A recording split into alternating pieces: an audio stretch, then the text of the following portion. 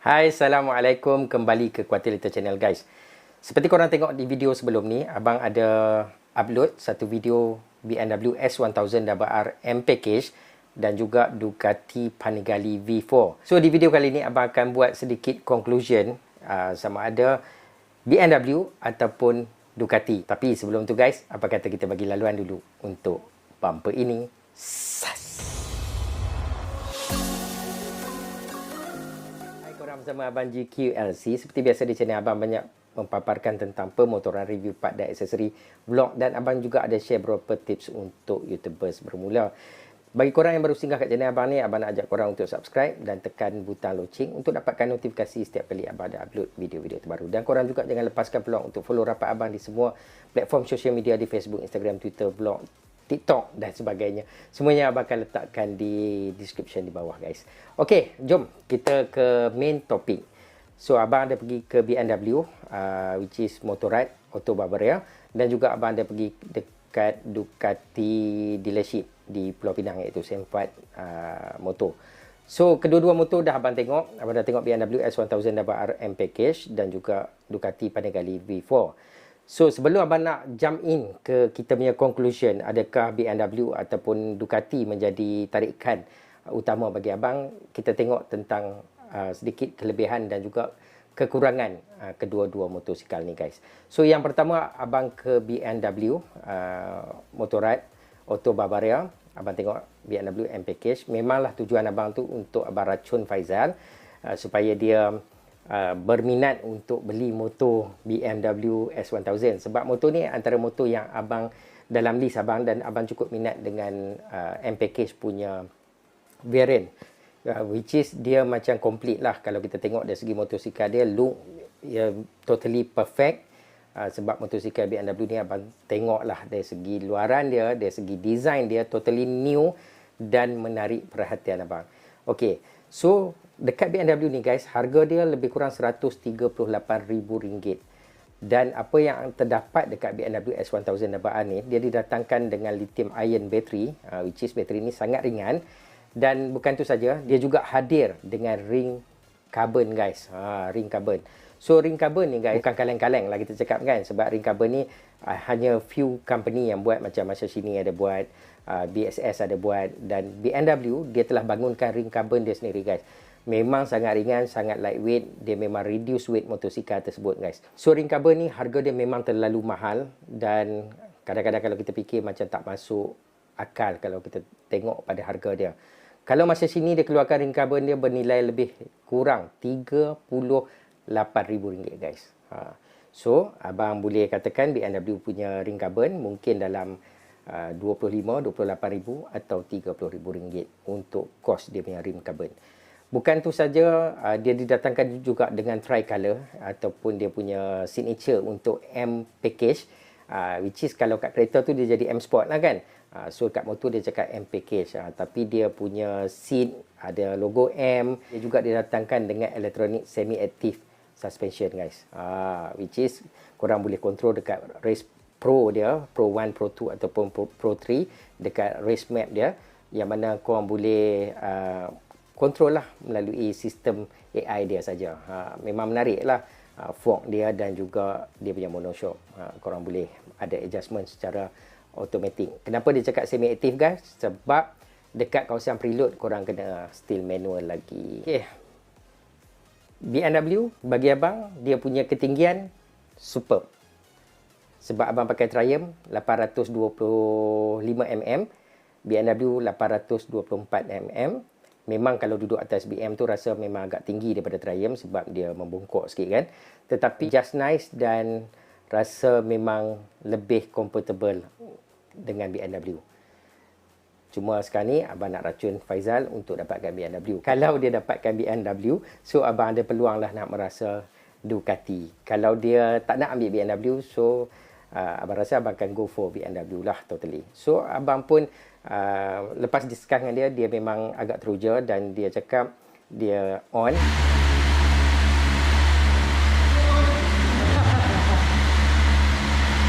Dan say yes, yang mana dia juga akan letakkan dalam dia punya wishlist, iaitu BMW M Package, guys. Selain pada tu juga BMW hadir dengan servis package yang agak menarik, yang mana dia telah didatangkan dengan unlimited international warranty selama 3 tahun. Dan bukan itu saja, korang boleh tambah lagi 2 tahun dengan hanya membayar lebih kurang 1,400 lebih ya guys. So dia extended warranty, jadikan motosikal tadi warranty dia sebanyak 5 tahun guys. Memang berbaloi lah. Maksud dia apa saja part rosak, one to one exchange. Even though kalau enjin dia meletup ataupun pecah, BMW akan ganti sebuah enjin lagi. Tapi tak pernah dengar lah lagi kan enjin BMW berkecai kan.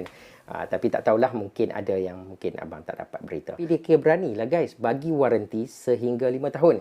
Bukan tu saja, BMW juga hadir dengan servis package, yang mana korang boleh ambil servis package dia daripada 1 hingga 5 tahun guys. Lebih kurang dalam RM8,000 untuk 5 tahun servis. Maksud dia setiap kali bila dia panggil kita servis, kita hanya bawa motor saja pergi servis guys. Tak payah dah nak bawa keluar duit, sebab package servis tadi telah include dalam kos ataupun dah include dalam loan kita guys. Itu antara kelebihan yang ada dekat BMW. Kalau abang nak tengok pada kelemahan motosikal ni, tak nampak banyak, tetapi mungkin banyak material plastik yang bagi nampak sedikit cheap ataupun nampak sedikit murah. Tapi abang faham, BMW cuba tampilkan motor dengan keadaan yang ringan, dan banyak part-part tadi dia replace lah menggunakan plastik. Tapi kalau kita dapat pun part tu, confirm kita nak buang, kita tak pakai, kita simpan, kita nak tukar carbon dan sebagainya, lebih lightweight kan. Tapi apa pun, abang rasa BMW is the perfect bike untuk tahun 2021, dan dia still akan berada dalam abang punya wishlist, yang mana motosikal yang mungkin menjadi pilihan abang. Lepas pada tu juga, kami terus ke Ducati Center ataupun dealership Ducati dekat Penang ni, untuk melihat sendiri Ducati Panigale V4, yang mana abang nak pergi ukur ketinggian abang sebenarnya. Sebab dia punya seat height dia lebih kurang 830 mm guys. Lebih 6 mm daripada BMW. BMW pun dah terkehel-kahel kaki, macam mana pula Ducati kan. So bila sampai dekat Ducati, memanglah warna red, warna merah dia tu, dia telah bagi satu aura yang luar biasa. Abang sangat teruja bila melihat Panigale V4. Dan bila duduk di atas Panigale, memang rasa sedikit agak sedikit lebih berat. Mungkin disebabkan dia punya body ataupun fairing yang lebih besar. Dekat Ducati ni guys, dia punya look memang awesome. Memang abang boleh cakap marvelous dari segi look. Tapi dari segi kelengkapan elektronik ataupun dia punya setup untuk bike, untuk Panigale V4 ni agak kurang guys.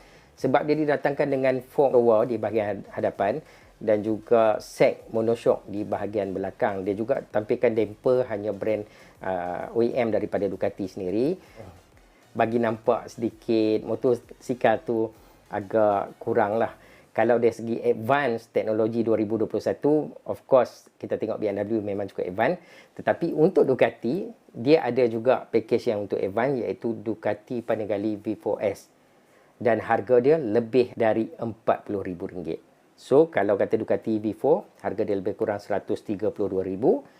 Korang kena tambah add-on RM40,000 lagi untuk dapatkan Ducati V4S. Tapi bila abang tengok Ducati V4 sebenarnya look sama dengan V4S, cuma V4S didatangkan dengan lithium ion battery, iaitu which is bateri yang lebih ringan, dan dia juga hadir dengan forged rim Masashini. Masashini punya rim ni pun abang rasa lebih kurang dekat maybe RM20,000, mungkin lebih. Okey, tapi dia forged, dia bukan carbon. Tapi so far abang sendiri personally tak pernah pakai ring forged untuk abang punya bike. Abang rasa memang agak menarik juga. Dan brand Masashini tersebut itself pun kita boleh cakap Italian punya brand yang memang ada nama lah. Okey, so selain pada tu juga dia didatangkan dengan Olin punya fork depan, semi-active suspension juga, Olin damper fully electronic. Dia juga hadir dengan Olin monoshock di bahagian belakang, iaitu semi-active suspension juga guys. Menarik kan? Dan yang menarik lagi dekat Ducati ni, sebab dia hadir dengan punya clipper brake, Brembo Celestima.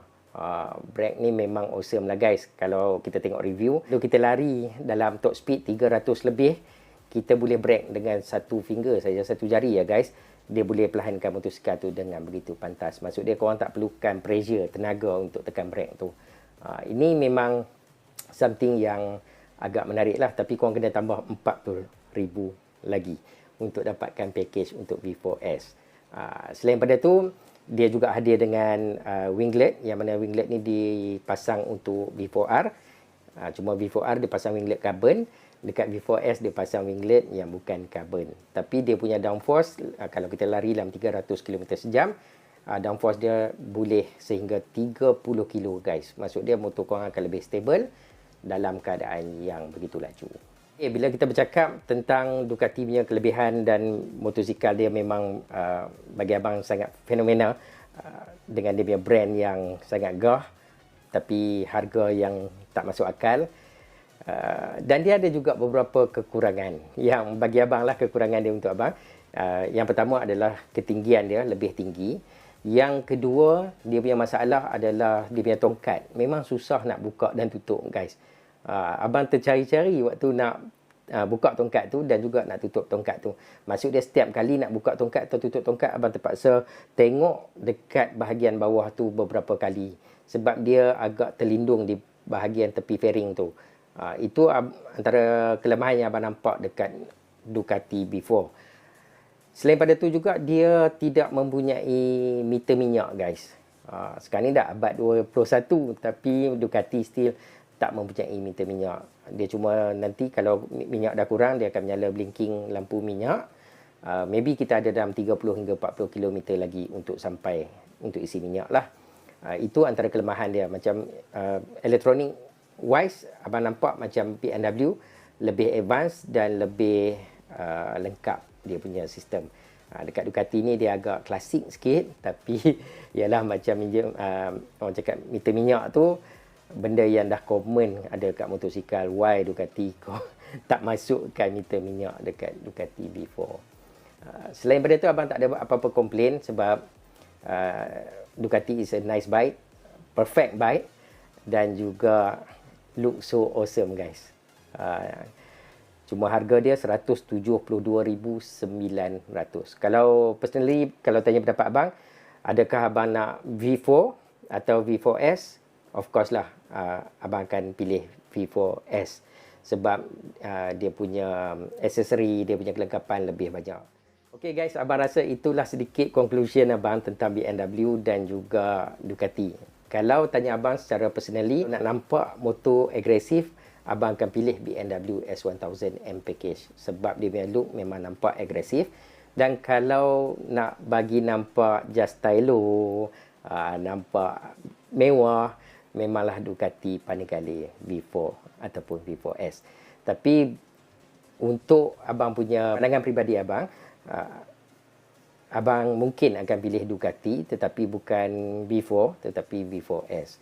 Dan kenapa V4S, kenapa tak V4? Sebab mempunyai spek enjin yang sama, fairing yang sama, semua yang sama. Cuma kelebihan beberapa item tadi abang cakap, abang akan kongsikan di episod akan datang. Okey. So abang rasa itu antara conclusion abang. Kalau abang tak beli Ducati, kalau abang ada duit lah orang cakap ni kan. Kalau ada duit, abang tak beli Ducati, abang akan beli BMW. Tapi kalau Faizal beli BMW, abang insyaAllah akan cuba dapatkan Ducati guys. Tapi apa pun, thank you dekat korang semua yang support abang. Video pasal BMW dan Ducati ni dah agak panjang yang abang buat. Dan banyak komen-komen yang positif abang dapat. Bila abang up video Ducati, banyak orang komen suruh pakai BMW. Dan kalau abang up video BMW, ramai pula yang komen suruh pakai Ducati. Tapi apa pun, terima kasih atas pandangan korang. Antara sedikit sebanyak, dia juga boleh membantu abang untuk buat pemilihan yang lebih tepat guys. Dan kalau korang ada sebarang pendapat ataupun cadangan lain, korang juga boleh letakkan di ruang komen. InsyaAllah abang akan baca dan balas dalam masa yang terdekat guys. Dan di episod yang akan datang, seperti abang janjikan, abang akan kongsikan kenapa tak V4, kenapa abang nak pilih V4S. Kita akan kupas di video yang akan datang guys. So abang rasa video sampai kat sini saja guys. Bagi korang yang baru singgah channel abang, abang nak ajak korang sekali lagi untuk tekan butang subscribe dan juga tekan butang loceng tu. Nanti korang tak terlepas video-video baru daripada channel QLC. Dan korang juga boleh follow abang di semua social media, di Facebook, Instagram, Twitter, TikTok dan sebagainya. Sampai jumpa lagi guys. Assalamualaikum, Quarter Little Channel. Bye guys. Ses.